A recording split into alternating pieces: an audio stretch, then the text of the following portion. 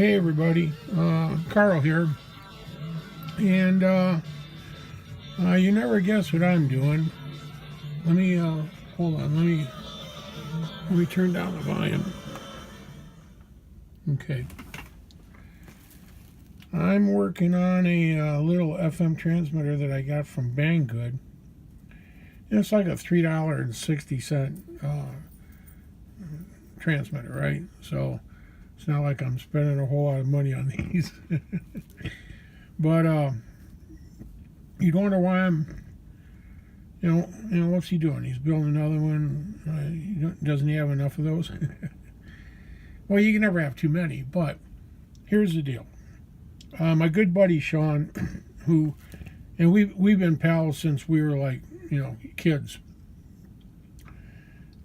He always helps me when times I've had to do work around the house and do things and that. He's always been there to help if I need help in the cars. He's taken me to Ann Arbor at times when I'd have procedures done and I couldn't ride the shuttle. And he's been a best friend like forever. And I thought, well, it'd be kind of cool to be able to do something for him, And he has a little MP3 player. And it doesn't have Bluetooth and all that, and his truck doesn't have Bluetooth and all that. Well, I think the player does, but his radio on his truck doesn't. And I thought, well, it'd be cool to build him a little FM transmitter that he could just plug it in, turn his radio on, and when he's out and about buzzing around, he can listen to his music, his tunes. So that's what I've been doing. I ordered this one here, like I said, from Banggood. It's like $3.60 or something. And I've got a couple stills of it right before I put it together. It comes in a bag. Now, here you can see the parts. They're just in a little small bag, and with the board. And like I said, no instructions or anything. So I laid them out and separated all of them so I could figure out which piece is what and what goes where. And then after I did that, I started putting them on the board, and I usually, everybody has their own way of doing it. I usually start with the resistors. So I started putting the resistors in next. And once I had all them, then I went and I did all the capacitors and just kept building it up till it was pretty much together. And then last but not least, here on these stills, that's the board where I just started. I was just putting in the resistors at the time. And you can see, they did a really nice silk screening on it. Everything is real clear, and you can read the numbers really well and the letters and that. So it wasn't all that tough. I just having a schematic, and that's just nice. I guess we expected. That's all. It comes in a bag. It's got a nice little printed board. No instructions, no nothing, no schematic. I did go online and I've got the list. Matter of fact, that's it underneath there of all the parts, and it lists each part like R1 is 100 ohms, and C3 is 0.01. So, you get it, and they have real nice silk screening on the board, so you can see, so you can pretty much paint by numbers. You put them where they need to go and make sure your values are right, put them in, and you're done. I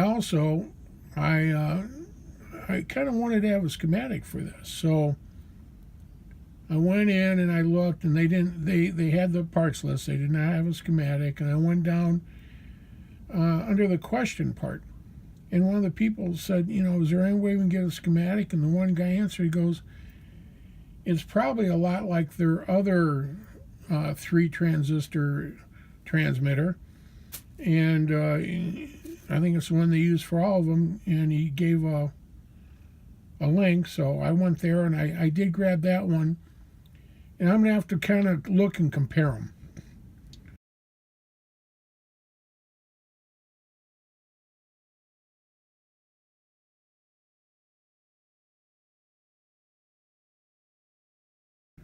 But overall, it'd be close enough. I don't really need it that bad.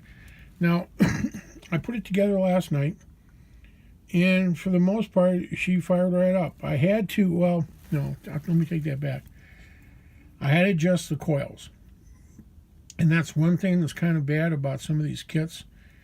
If you're not used to putting them together, and let me dial in there, you can see there's 3 sets of coils on here. And if you're a new person, I'm not new electronics per se, but like building transmitters, and you grab something like this, you put it together, and then you wonder why you can't find it anywhere on the radio. Well, a lot of times you have to open and close those coils to get it in range. And that's how you tune these. We don't have a tuner on here per se. Although I imagine this little, let's see, right there. No, right there. I'm sorry. That's the built-in speaker or microphone, and then that's the adjustable cap. Now they've kind of got it sealed in one spot, and I suppose if you broke it open, you might be able to adjust like that. I've always found that if you just work on the coils a bit and spread them a little bit or squeeze them together, you can pretty much dial in where you want to go. But if you're new to this, that's, and you're not really hip to doing it that way, you might just say, this is another piece of junk, and end up tossing it and never messing with it again. And that's a shame. My advice to those people that want to try these and you get one, and here's the thing to do. Let me grab this over here. See those loops right there? It looks like a spring. If you take like an X-Acto or a razor or something and go in there, because you don't want to spread them a lot as you're trying to adjust. Just go in there and twist the blade a little bit and open them up just a hair. Then take your radio and go up and down the dial. And even if you don't have music plugged into it, you'll find that if you'll be tuning, and then all of a sudden there's like a blank spot. That's usually where it's at. Matter of fact, maybe I can show you something here. Let me pull this out there, and let me turn the radio on. Okay, now right now, okay, you can hear it, right? Now when I get to the area where that is, see how all of a sudden it gets quiet, and you go a little further, and it comes back. Now, because this has a microphone, and it's kind of nice. I mean, it has the shutoff, so when you put a jack in the input, it cuts the mic off. Right now, we got the mic open. Let's see if we can get any reaction.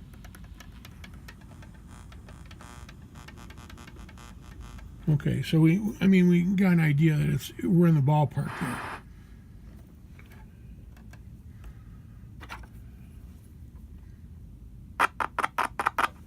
There, see? Then if you have to go off that, you can still hear it, but not as much. But when it gets to that, it's like a dead zone. That's, you're on. So that's just one of those little tips, tricks, that hopefully that'll help you if you're working on ways and you can't get dialed in. Like I said, just take and open those up just every so often, because usually when they come, see if we can get a better shot. You can see. Now I did work on these a little bit, but they're all tight to one another. And then if you just go in and take your blade and go in and just open them just ever so slightly, and then go up and down the dial. And if you don't find nothing yet, maybe go in and tweak it just a little bit more. I know I've got,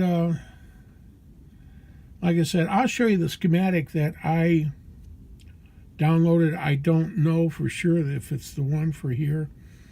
And then I'll show you the parts list, and I got a couple stills of last night when I was first putting this together. Also, I've noticed that you can get something out of it at 3 volts. 6 was a little bit better, and I'm preferring, actually, I'm using 9-volt battery right now. And the last thing I want to do is I'm going to work on this for a bit.